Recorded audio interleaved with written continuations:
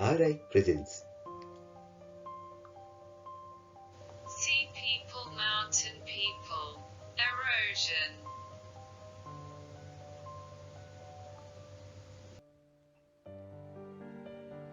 Continued last time. Ryoji drove to Tomakomai. And when a Touka was looking for a book at a second-hand bookstore, a big earthquake suddenly occurred. Ryoji hurried to the hill, and the Touka hurried to the entrance of the shop. And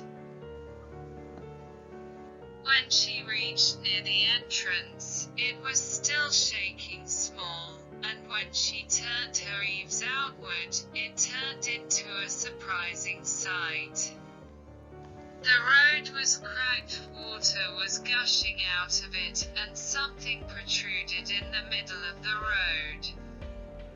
It was a manhole.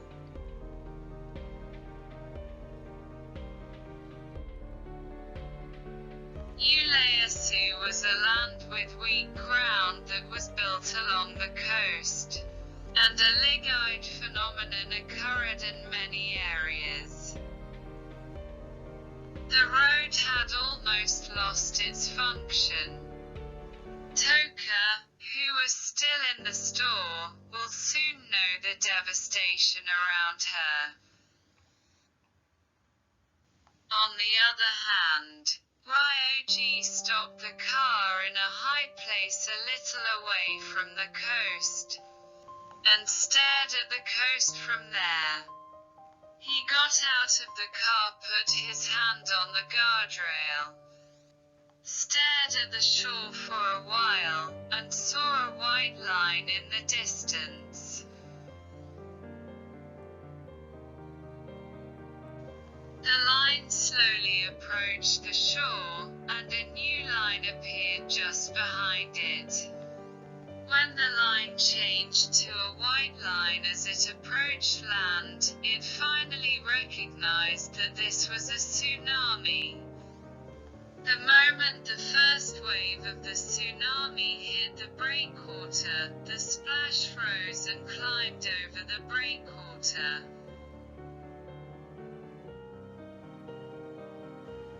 However, the waves weakened by the breakwaters did not get over the embankment of the coast, so it was determined that it was not having to escape.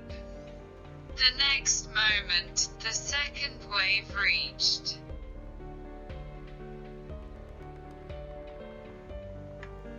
At that moment, the waves came together, easily over the embankment, and flowed into the residential area.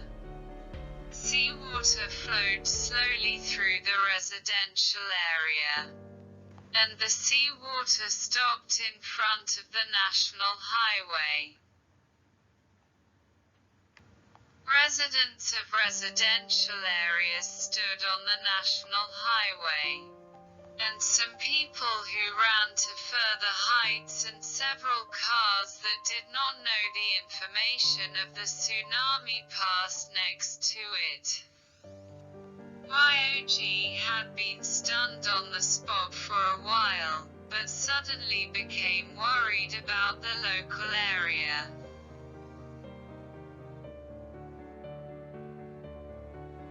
There was still no sign of the tsunami subsiding.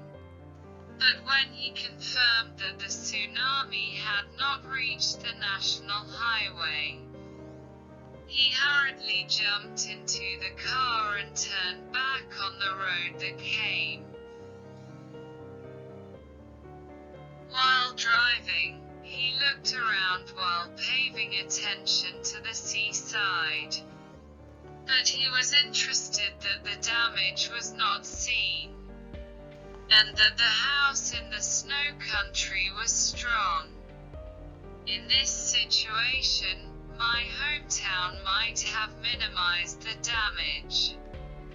He told myself so and hurried home.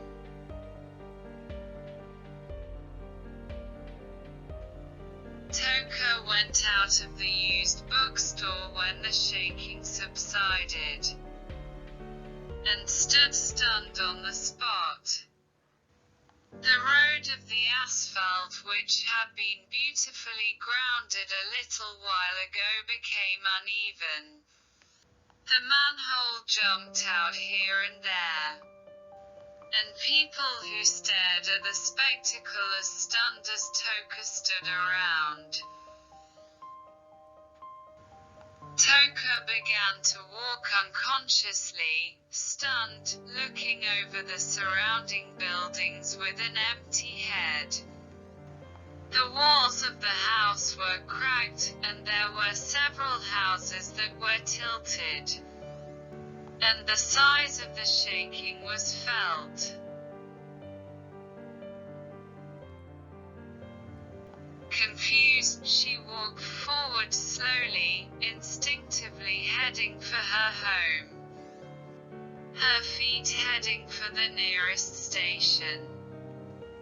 Due to liquefaction, the road was cracked everywhere and water and sand were gushing out, making the road to the station difficult.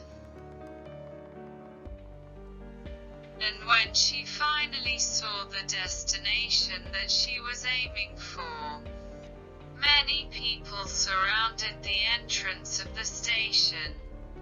And when she heard the situation from a little away, the station staff explained something to the people around him, and she heard that the train was stopping.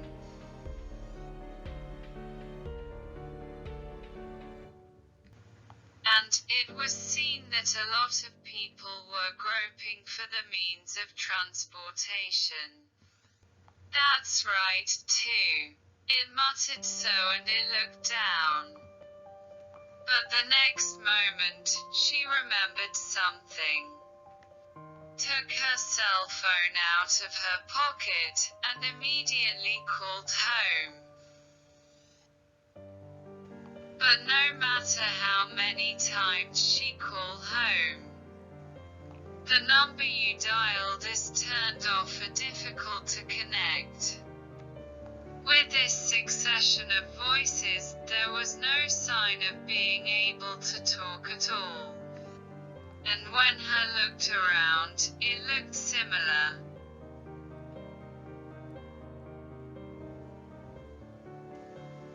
Touka, who is a little mobile addict, couldn't do anything and sat down with her cell phone on the spot. She sat there for a while, when suddenly her cell phone vibrated and she was about to drop it in surprise. Still, when she looked at the screen, it was an incoming email. She wondered about the incoming email and saw its contents, but it was a game invitation. Why at such a time? A little angry, the next moment she remembered. The game site is alive. There's a message board. She immediately looked at the game site on her phone and it opened easily, so she hurriedly looked at the message board.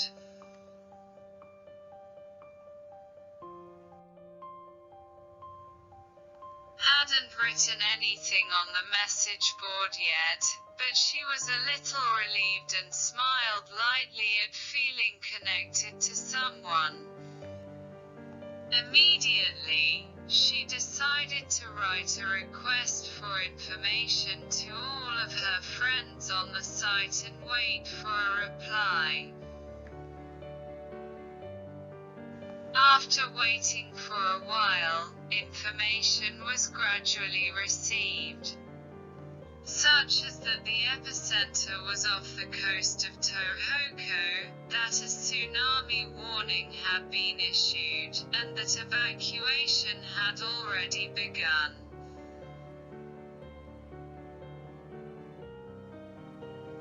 However, what surprised her the most was that some of her friends who reported the earthquake were people living in Aichi and Wakayama prefectures.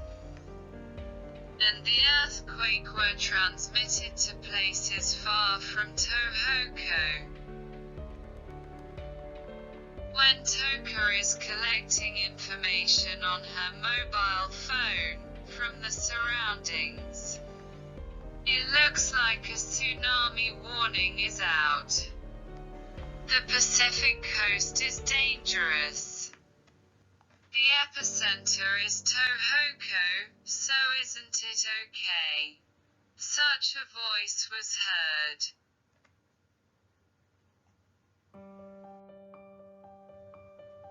Touka was scared and looked around for a moment before taking the stairs to the second floor of the station. There were many people there, some standing stunned, some sitting down looking at the screen of the cell phones, and looking uniformly confused. Touka also sat down in such a corner of the crowd, and looked around dimly. When Ryoji arrived at home, the surroundings were calm, and on the way to his home. Even looking around, there was no change, and he rushed to his room first. There was no change in the room, and he turned on the TV to see if there was any earthquake information.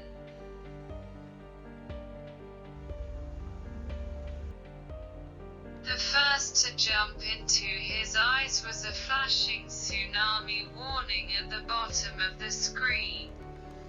When the channel was changed to NHK in a hurry, the announcer called for evacuation continuously.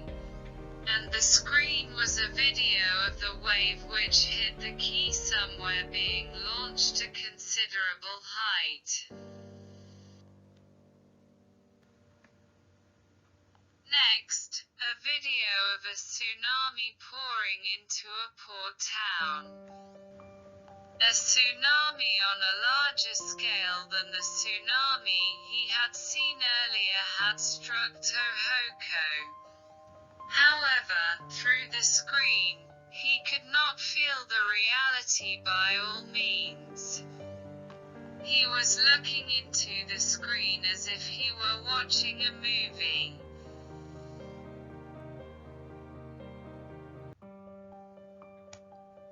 Then, as time passed, new images began to appear one after another, and it was a horrible image. A black turbid current engulfs cars, houses, and people. And the screams of people and shouts get away, reverberates, and it looks like a picture of hell. He felt a pang of pain at this terrible sight, so he looked down and closed his eyes. It's been about an hour since Touka sat down on the second floor of the station. What the hell is this? A man gave a voice. Looking in the direction of his voice, a man opened his laptop and looked surprised. The person who was around the man looked into the man's personal computer, and uniformly gave a voice of surprise.